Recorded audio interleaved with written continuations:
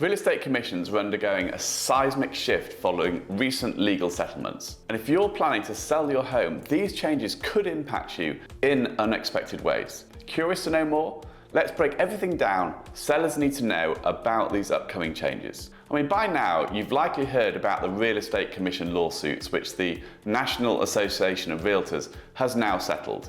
I mean, we're not going to get into the details of the lawsuit, but we are going to take a look at the implications and what it means for you. What will change for sellers and what will change for listing agents moving forward. If you listen to the headlines, the way the whole settlement's been reported, it sounds like commissions have gone away forever. For example, CNN ran the headline, "The 6% commission on buying or selling a home is gone after Realtor Association agreed to a seismic settlement." So what does this settlement mean if you want to sell your home after the new rules go into effect, likely in August? I mean, the honest answer is, I'm not sure, but I think there are a few different ways this could play out, so let me explain them. So the current system, let's talk about that first. I mean, one thing that won't change is that there'll be still agents representing sellers and agents representing buyers, and they'll both get paid. The question is, what will the mechanism be and who will pay? Before we get into what the changes are for the seller moving forward, let's rewind to look at the current mechanisms and who pays now.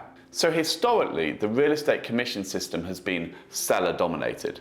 Until the early 1990s, real estate agents primarily represented sellers with no clear distinction between the roles of listing agents and buyer's agents. In fact, while I wasn't an agent in the UK, this is still how it works in the UK, with a listing agent representing the seller and also the buyer. I mean, you can see how this would be interesting for negotiations during the sale process. Basically, nobody's looking after the buyer's interests. In the 90s, the industry in the US underwent significant changes, leading to the current system where both buyers and sellers have their own representation. This shift was aimed at providing balanced support to both parties in a transaction and establishing the practice of coupling real estate commissions where the seller's agent and the buyer's agent both receive a share of the total commission from the sale. Today, the typical practice is for the seller to pay the commission for both their own agent, the listing agent, and for the buyer's agent. This commission, which has always been negotiable, is negotiated between the seller and their agent and is then published in the multiple listing service, or the MLS, along with the property listing.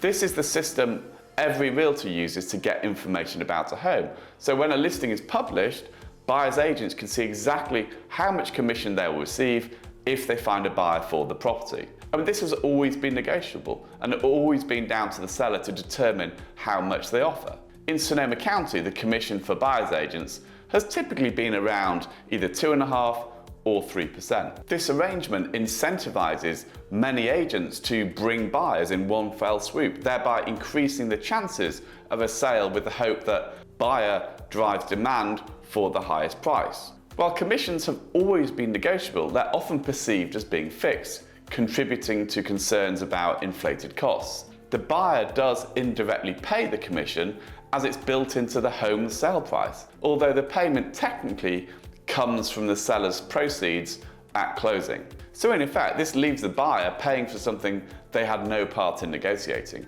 So now the only thing that's changing is that the buyer's agent commission will now be decided separately from the listing agreement, and it won't be published on the MLS. Nothing else has changed. You'll still need an agent to sell your home, and you'll still need an agent to buy your home.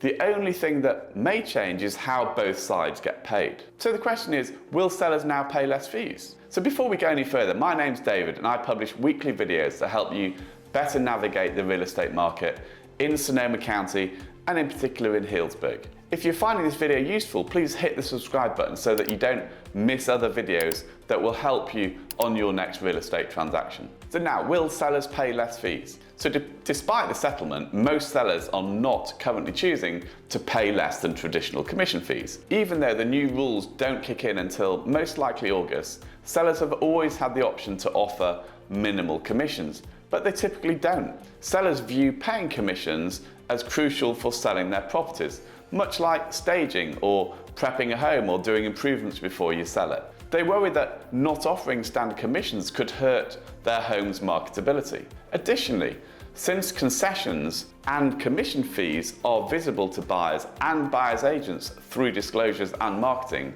sellers feel pressure to stick with the usual rates to ensure their property is attractive and shown to potential buyers. So while a seller can no longer publish the commission payable to a buyer's agent on the MLS, they can let the buyer's agent know that they are offering X dollars or X percent in concessions as part of the sale via email, via text, via a property website, or other marketing channel. I mean, it's clearly important to know when a buyer is considering how to structure an offer, what commission the seller is going to be paying to the agent, because ultimately they're going to have to pay. So asking whether sellers will pay less in fees is asking the wrong question. The question should be, will the seller get less money in their pocket at the end of the sale? And the simple answer to that is almost certainly not. Let me explain. First of all, we need to understand the different ways in which a buyer's agent will get compensated. There are three real options. If a seller is selling a house for $1 million, then a buyer may submit an offer in one of two ways. The first is that the buyer makes an offer of $1 million for the home, but makes a request for a credit from the seller of $25,000 towards closing costs, which would then be used to pay the buyer's agent. So in this example, the net to the seller would be $975,000. The other alternative is the buyer submits an offer for the home for $975,000 without any request for compensation or concessions to the buyer, because the buyer is paying the buyer's agent directly. In this scenario, the seller's net is still $975,000, excluding closing costs. And the cost of the home to the buyer is still $1 million, excluding their closing costs. So it really doesn't make any difference. It's just a difference in how the commission's paid. So that's why it's important that sellers look at the net money in their pocket, not looking just at the closing price, which is what they've traditionally done. So however we look at it, the numbers are the same to the seller, but traditionally, sellers are trained to think about the highest headline purchase price being the best offer. And that's no longer going to be the case.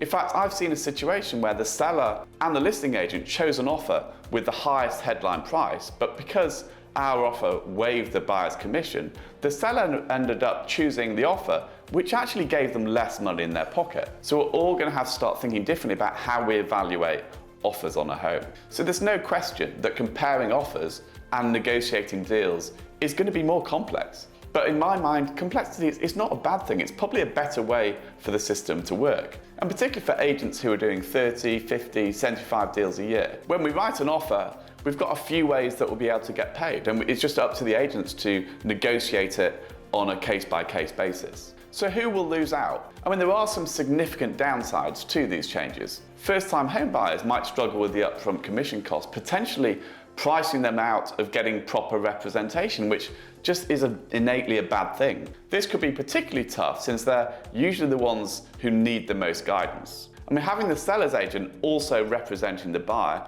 is also a clear conflict of interest and just increases the risk for buyers that something that turns out to be very expensive is overlooked. I know from my experience with the system in the UK, buyers just don't get good representation. This change will almost certainly see more buyers working with listing agents, but there will only be one winner in that situation, and it won't be the buyer, especially for more complex properties and situations, and particularly where you've got a first-time buyer. The transition period is likely to cause a lot of confusion and indecision among buyers, sellers, and agents as everyone adjusts to these new rules. I mean, financing commissions will also become more challenging since they can't typically be rolled into mortgage payments. So what's changing and when?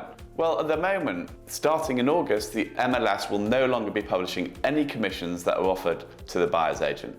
That doesn't mean sellers won't continue to offer commissions to the buyer's agent, it just won't be as visible, and an agent representing a buyer will no longer be able to assume the seller will pay the buyer's agent 2.5% or 3%, as was previously the case. I'm sure as agents we'll be spending a lot of our time on the phone or in text conversations with either listing agents or buyer's agents trying to determine what the seller's offering when it comes to commissions to the buyer's agent. So as a seller, is there anything you need to do differently? Well, if you are going to sell your home, you need to shift the thinking from what shall I list my property for to how much do I want to end up in my pocket after paying all my closing costs, whether that's staging, improvements, and any agent commissions. It doesn't sound like a big change, but it's a significant change in mindset in the way most people think about money when they're selling their home. The great thing is that it brings to the forefront the ability of an agent to think through the options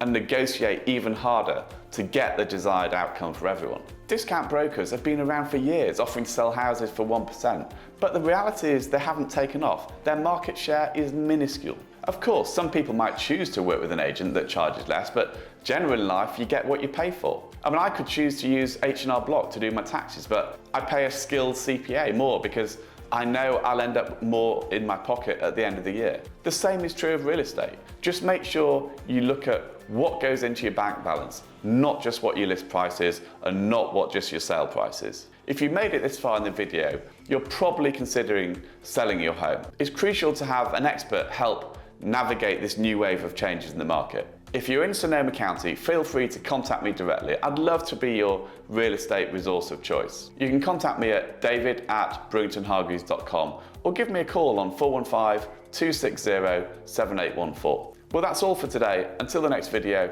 go well.